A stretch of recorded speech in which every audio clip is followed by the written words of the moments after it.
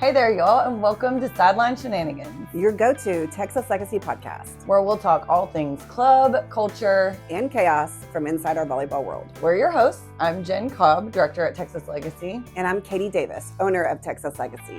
And we're excited to dive in and talk about who we are, where we came from, and what makes us the best club around. We'll be flawed, unfiltered, and most likely winging it every week. So buckle up and we'll see you on the sidelines.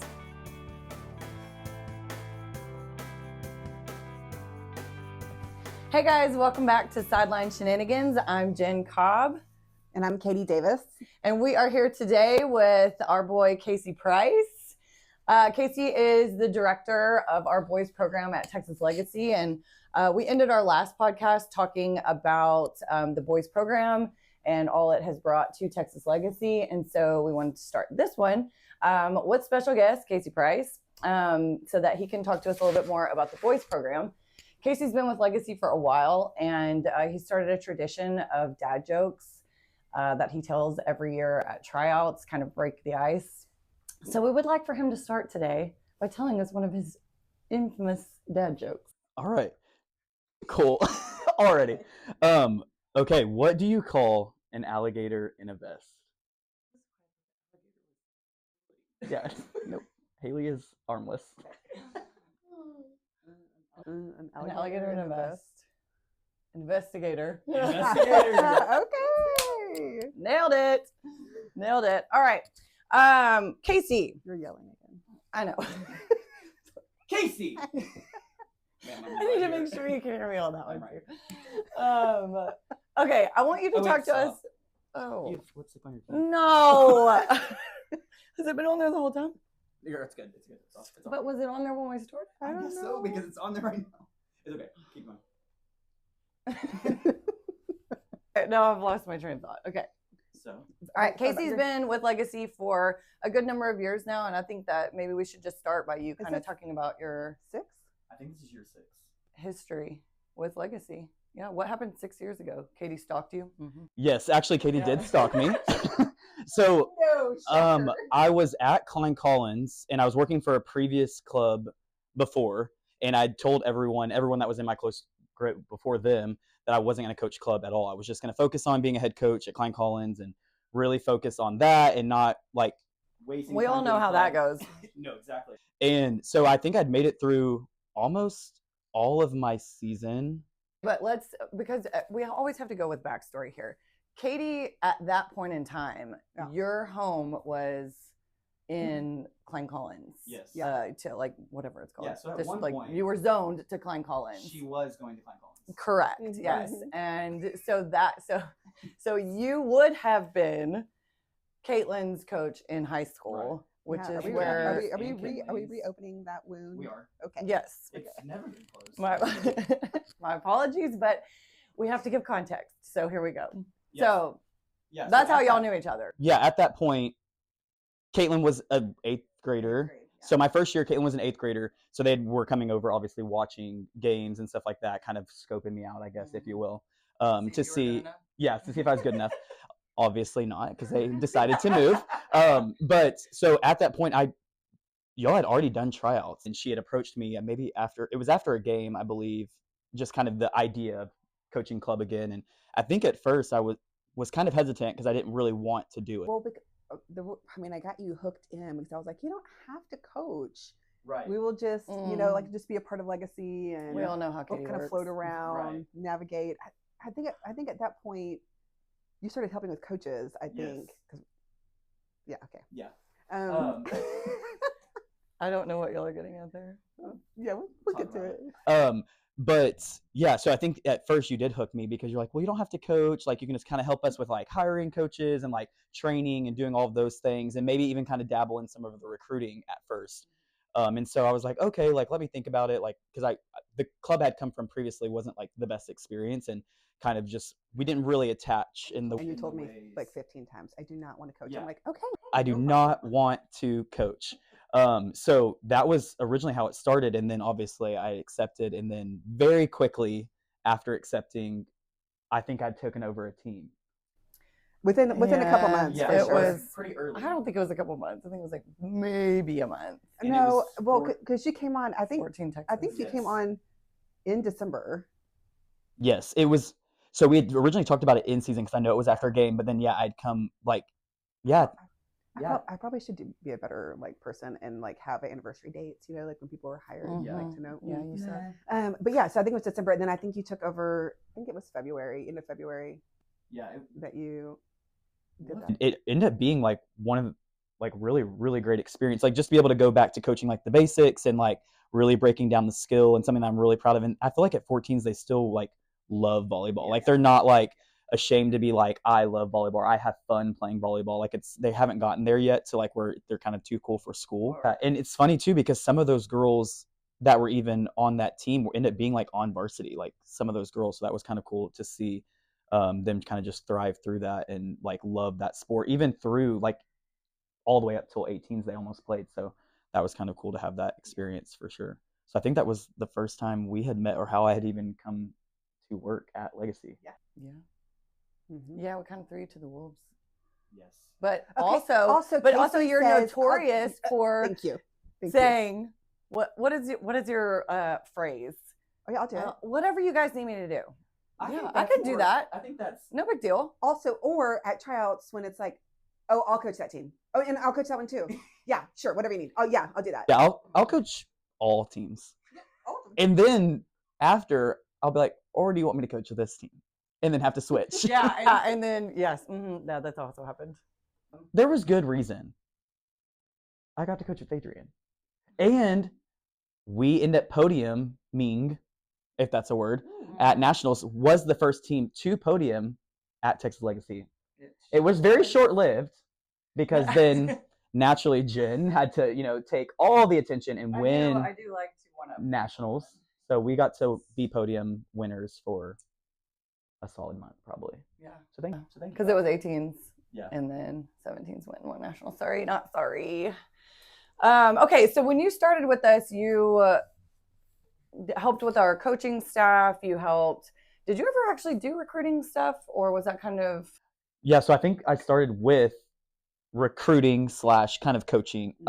Coaching was the biggest thing, like kind of bringing people on to be able to train them and like get them in a place that we felt like we. okay, I feel like that maybe that was your actual job title then, was player development. Was that something?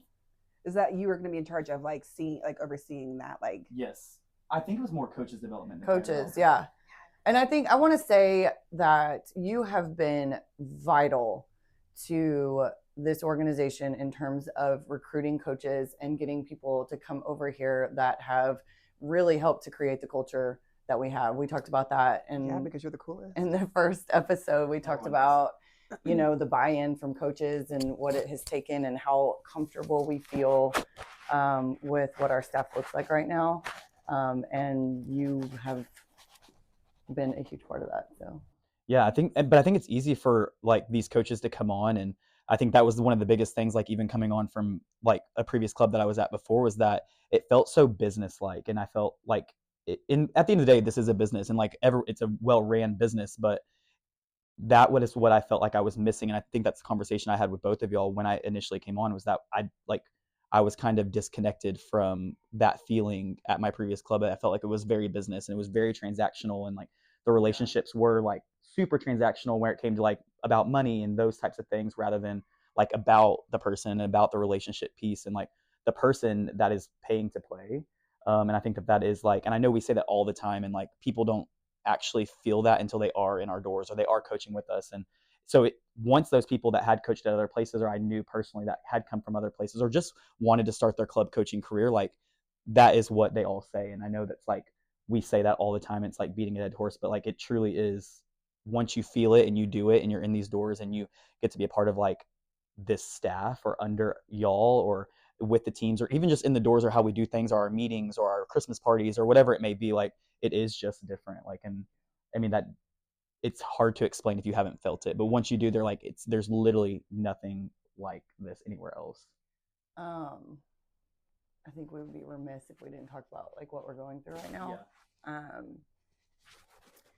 As most of you guys know, we lost one of our coaches in the last couple of weeks, and It was somebody that Casey had brought over, and Chaz had been with us for 4 years. This was his fourth season. And just because of all of the things that Casey's talking about and the connections that we have with the people that we work with, I talked to my husband about it after Chaz passed away, and just trying to get people to understand like why it's so hard, because it's not your typical coworker situation. It's not that kind of relationship. We travel together, we spend days on end together, and we support each other and we love each other through good times and bad times. And it's just being friends with each other on top of just working together. I think it can make our job more difficult because it blurs boundaries and all of that. But at the end of the day, guys, I think it's completely worth it to be able to have these relationships and to love people the way that we love people, and to feel that in return. It's always reciprocated, from our staff. And the things that you said, I appreciate all of the people that you've brought in. I appreciate you bringing in Chaz, because he literally made a huge difference in what Texas Legacy was and is and will, be. Yeah, I think we talked about, I don't know if it was me and Katie or me and you, we talked about the other day, the first time we met Chaz. Yeah. And like I'd obviously already previously had talked to him about like coming over and just kind of, vetting him and seeing like where his brain was and like if he would even be interested in, moving, because he was in a great position at his previous club and had great relationships with those people. So I was always just like curious if he would actually make the move, and I just knew that he was a great piece. And I mean, I think from that first day when we met him in San Antonio, it was like on the boardwalk or on the river right walk. outside the convention center. Yeah. And I just remember like just exactly how he would have been today, and just like loud and this like, big boisterous like greeting where y'all hugged, like you, Robin Big, all the time. So it's just like that. Like, and that's the one thing is I feel like people feel so comfortable being themselves, and there's always that genuine feeling that you never kind of question where you're at, which I feel like sometimes you can do that in any job, whether it's corporate or something else. Like you can sometimes, because you have to be so transactional, you have to be so business-like that you kind of don't know where you stand. Whereas I feel like there's never really a gray area with us, because it's always the same. Like you're going to get the same us no matter what, which is nice. Yeah, for sure. Sorry, we have to talk about it. Yeah. No, it's good. It's part of it. I was we sat with Andrea, last week or whatever, and I was talking about when I first, and we'll talk about it obviously, maybe probably Monday, but like when I first saw Chaz and Courtney, it was before he came on, but they were at the airport. We were flying back from somewhere, and I couldn't decide the time if they were siblings or a couple, right? Oh my gosh, yes. And so, and then that was because maybe that was right when you came on. It was that season that I kept seeing them everywhere, and I think maybe I'd asked you at some point, and you're like, "Oh yeah, I know, we coached together or whatever." And then it was at regionals, and I kept saying like his energy is so whatever, and I literally saw them literally everywhere from that point on. And then it was at regionals. We were, on the second story. We weren't doing very good. We were second story. And when you get the boot upstairs, things are not going well. Yeah, I think like the popcorn up there. Yeah. Oh, it's so good. And the lines aren't as long, so we'll take it. But my team was playing, and I kept hearing like all this like loud just excitement or whatever. I'm like, who's not excited playing up here on this floor? Like, okay, simmer down. And anyways, after my team was done, I started walking over to see like what all the commotion was about. And before I even got there, I could see Chaz, obviously, large human across the court, hands, throwing up, and his hat backwards, and Courtney behind him. Like, it was so cool to like watch them and their interaction with the kids. And I was like, oh my God, he has to come coach here. Yeah. And I think that like I ran into you not long after that, maybe that day or whatever. And I was like, is he interested in coming here or not? Yeah. And then that's when it just started going. And I think that was the beginning of May. And then by June, he was here. And in the gym, like pretty frequently, like camps, clinics, doing all the things, because we are pretty busy in the summer, and he was here like everything. And that's how so many kids in our club know him, because obviously you only coach one team a year, maybe two, but he was the like first everybody person to knows be here Chaz, in the gym. Yes, he signed up for every camp and clinic and everything in the summer. And it's so funny, because it's funny that you say that like people saw him, and it's funny because people then eventually want to play for him.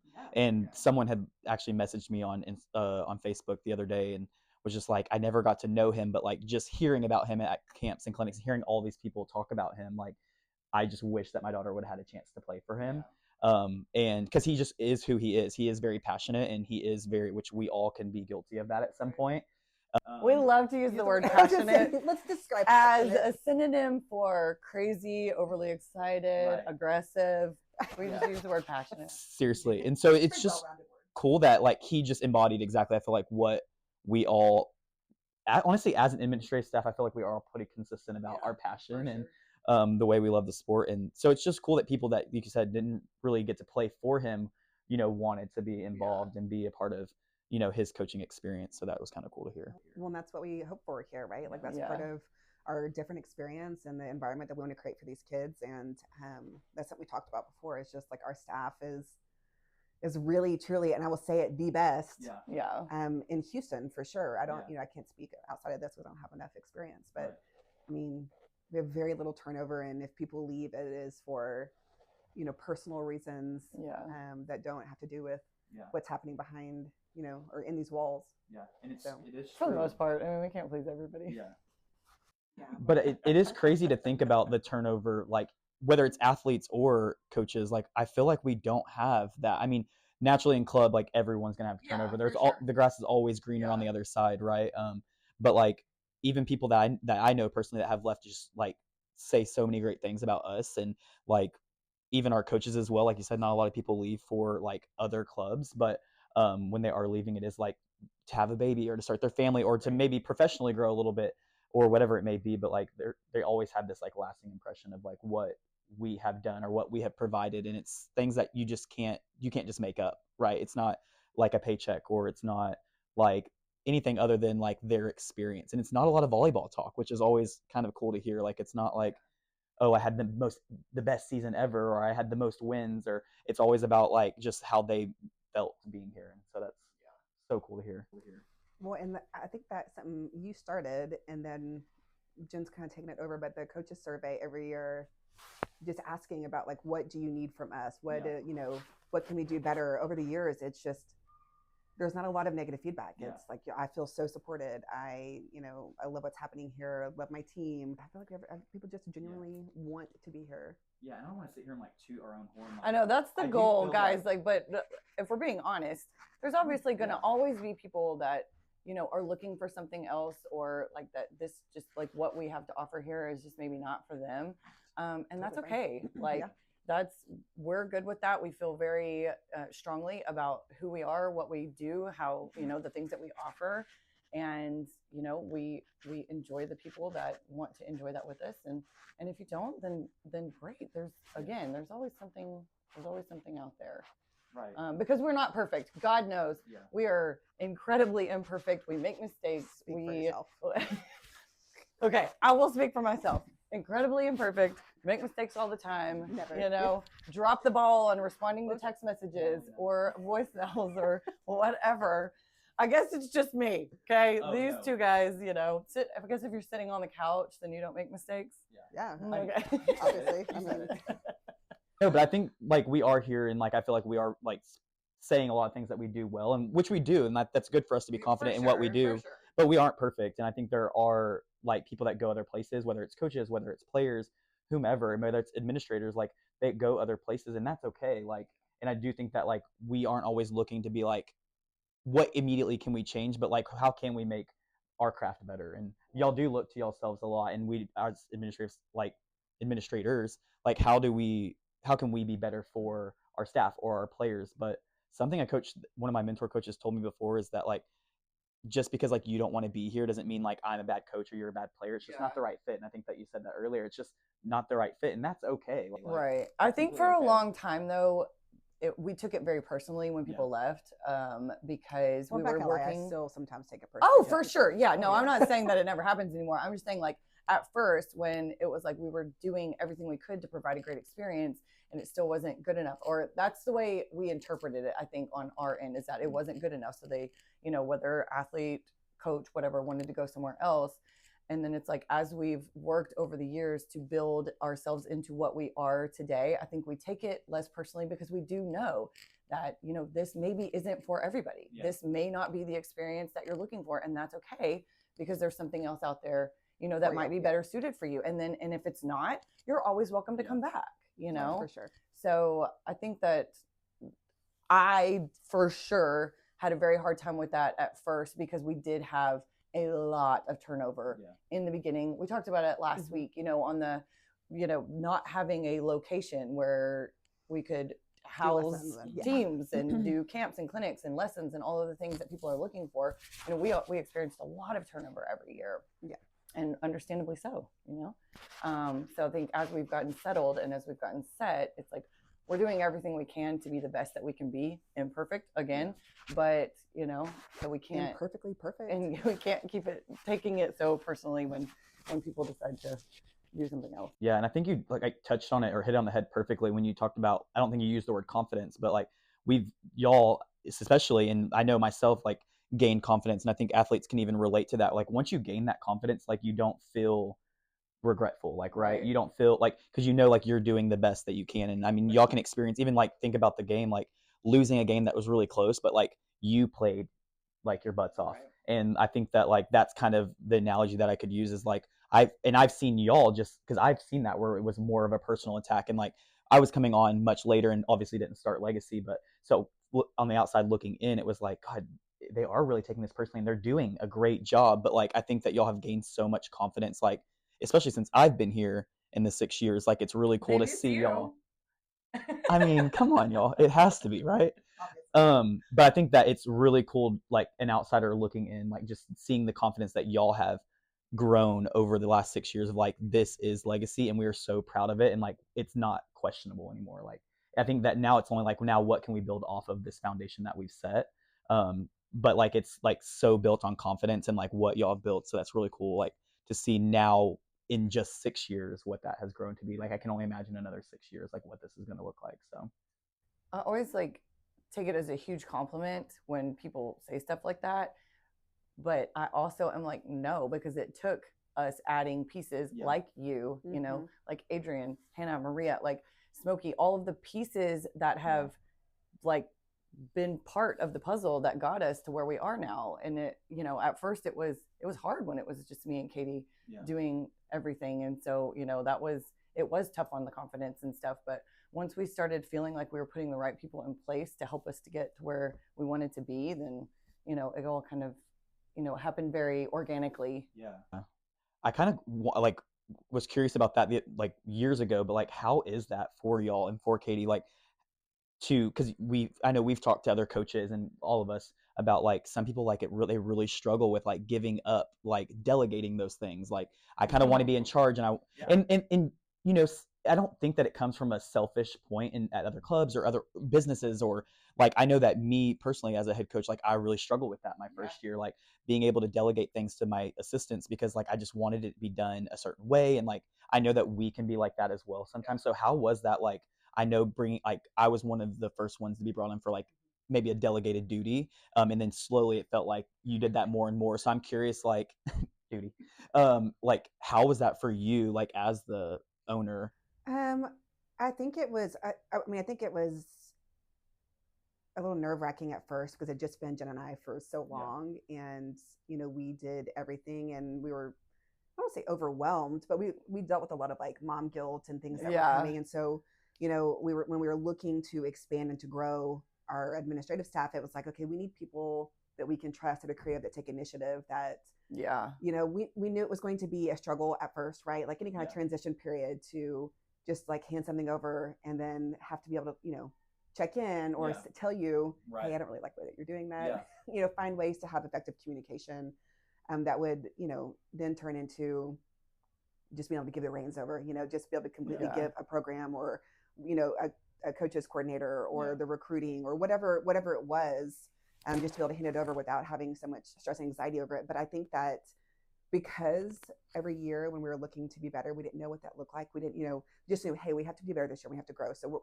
you know, where are the areas, where are the ways that we can do that? Where did we lack? How could we, you know, was it communication? Was it our presence in the gym? Was it whatever it was? And so then we were like, oh, okay, so let's try to add this piece this year but we didn't have an idea of what it had to look like, right? Yeah. We knew we needed something, but there wasn't like, these are the requirements. This is, your role is A, B, C, and D. It was, I know. I think I want to touch on that. Yeah, 'cause When that you and made you Adrian crazy came at on, first. it was like y'all desperately needed us to give you a job description, and I was like, I don't know what to put. And this sounds totally unprofessional, and I very well understand that. But it was like, we could give you this, we could give you this, we could give you this. Sometimes we'll need you to help with this. Sometimes we'll need you to help with this. And it's like, I know, but I think that's part of like why we are where we are today, though. Oh, for sure. Because we never were like, we have to be this, we have to do this.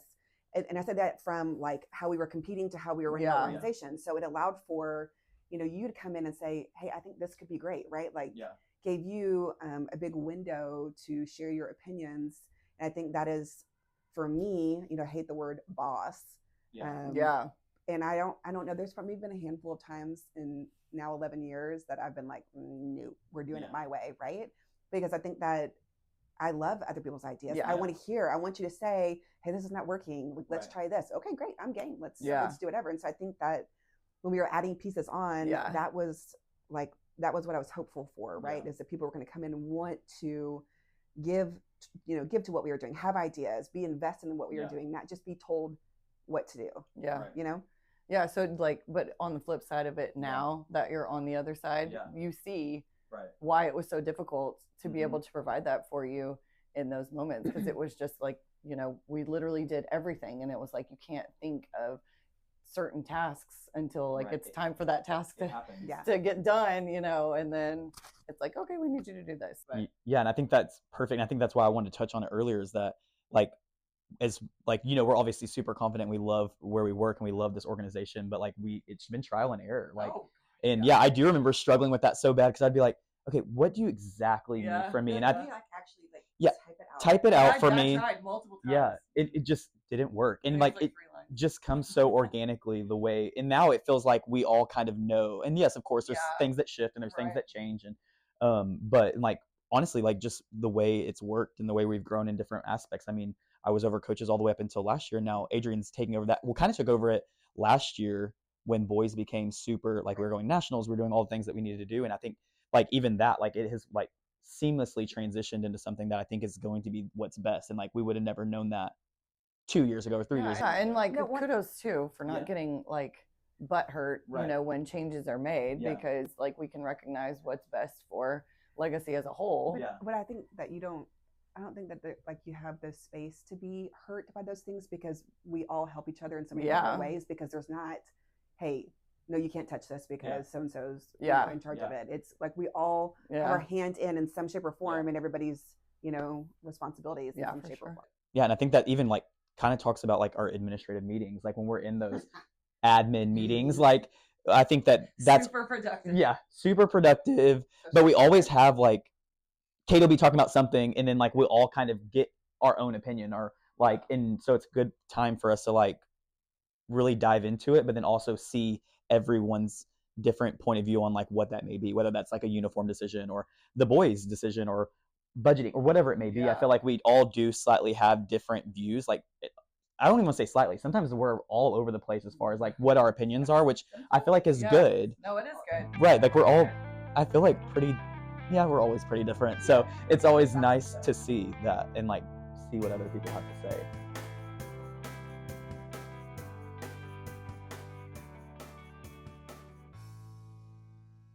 Not recording.